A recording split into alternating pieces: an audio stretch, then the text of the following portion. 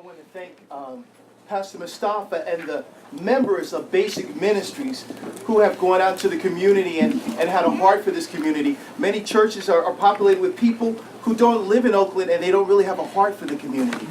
But this church, when you look around you, when you look at who's here, this is a community church. And this brother's been instrumental in doing a lot of healing here of people in the community. So I want to thank God for him and the members of this church, Basic Ministries Church.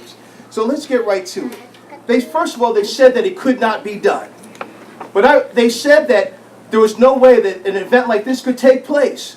But I want to applaud the people of this community because you brought the seat of power of Oakland, California to this community so that we can have a voice, so that we can connect to the democratic process. So before we begin, I want you to give yourselves a round of applause because we're connected to the other man of Oakland.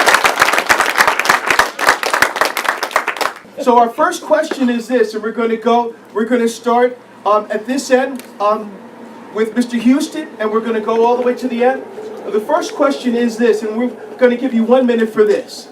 Would you please give us an opening statement, tell us a little bit about yourself and your what you hope to do for Oakland if voted in as mayor. Hello, everyone. Right, speak. Hello, everyone. My name is Ken Houston, third generation Oaklander. I've never spoke at any debate or never any one of these forums. And the reason was, and I want to applaud you for not sending out questions in advance so you can prepare to be the mayor. Why should you have to prepare to be the mayor? So I applaud you for that. And that's the reason why I'm here today. The second reason I'm here today is that born and raised in Oakland, I could throw a rock right now. And I can hit my mother's house where I was born. And I wanted to see what the candidates that are running for mayor's office are going to actually say to my community, say to my people. And if they say the wrong thing, I'm going to let you know that you're saying the wrong thing, because I've been here and I've seen what's happening. We've been left out and unrepresented for so long. It's time. It's time to be represented as third generation Oaklander. And they're going to tell you, and I'm not talking about it's the fact. You don't want to hear what they're going to do. You don't want to hear that. You want to hear what they've done and what they're doing right now. Then you make a decision. Then you make a decision what's right for us. Because like I said, been represented, underrepresented way too long in East Oakland. Amen. Thank you, sir. So we have such a short amount of time left, but we have some powerful questions that have come from the people.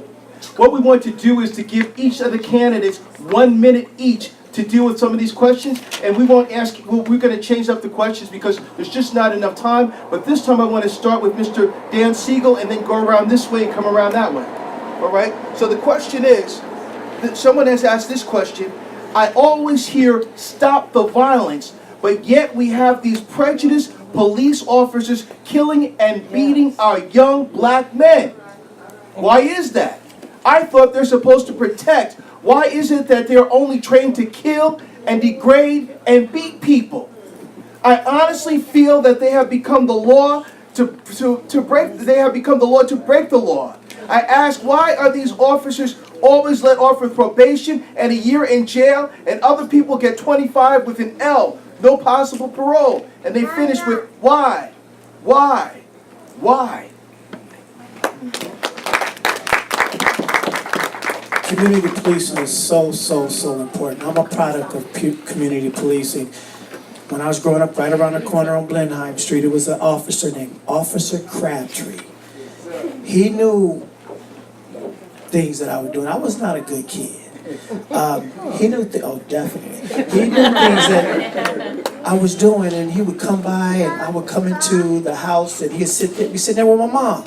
And I'll be like, wow. And he'd say, how's your car? I had a Corvair with the engine in the back. He would say, how's your car? Let's go look at your carburetor. And he would just talk to me as a person, as a child. So community policing is so important for our community because we're basically enemies where I come from.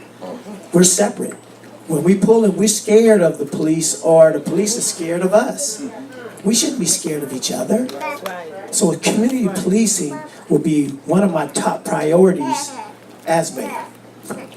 You say Oakland has lost almost half of its African American population. What specifically will you do to stop this exodus?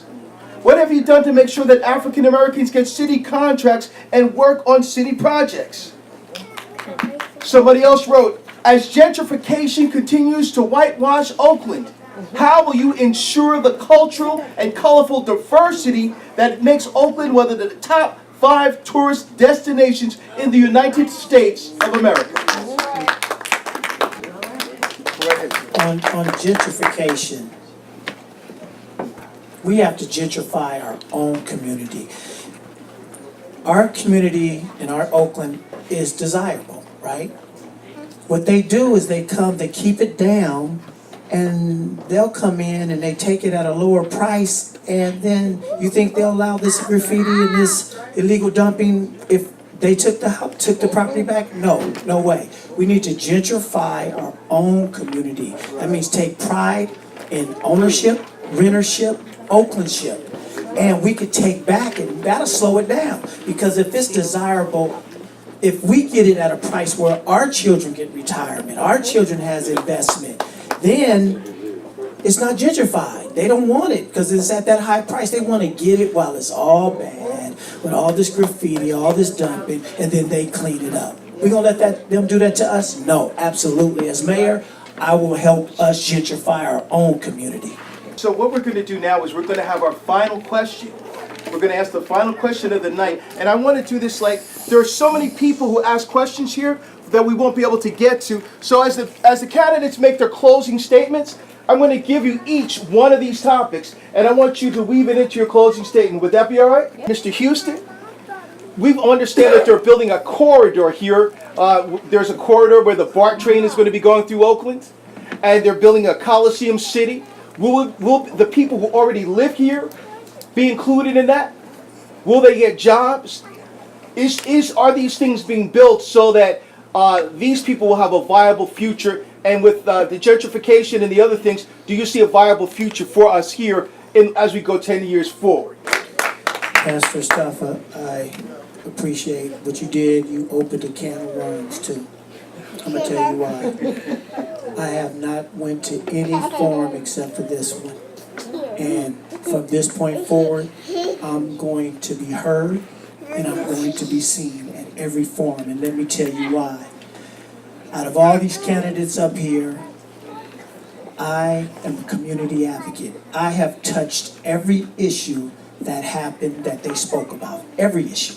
From what they said to Sheikh about illegal dumping and graffiti. When I say I'm not saying I'm talking about my team too. I touched San Leandro Boulevard, from the border of San Leandro to 69th. I eradicated 99% of the graffiti. I'm doing it. The illegal dumping. Me and Councilmember Brooks did the amnesty program. I'm doing it. Army base. You said about the jobs at the Coliseum City. I fought for the jobs at the Army base. I'll fight for the jobs in my backyard, which is Coliseum City. I'm doing it. We have policy in place. I'm a contractor, okay? I'm a contractor. I know how contractors get around things. We have policies in place right now. We have a 50% local participation, okay? It used to be 30% due diligence. Now it's mandatory. Jobs change lives. I was instrumental in that. And I was instrumental in moving it to the Oakland Unified School District. And the Oakland Unified School District and the city is separate. I'm a community advocate. If I can do that as a community advocate, what do you think I can do as mayor? And let me tell you this, I'm battle tested. The Occupy would not have happened like that if I was in office. I'm battle tested. Okay? Let me say this. Look up Ken Houston, and I guarantee you, you'll see what I'm doing, not what I'm going to say I'm going to do. Ladies and gentlemen, let's give our participants one more round of applause.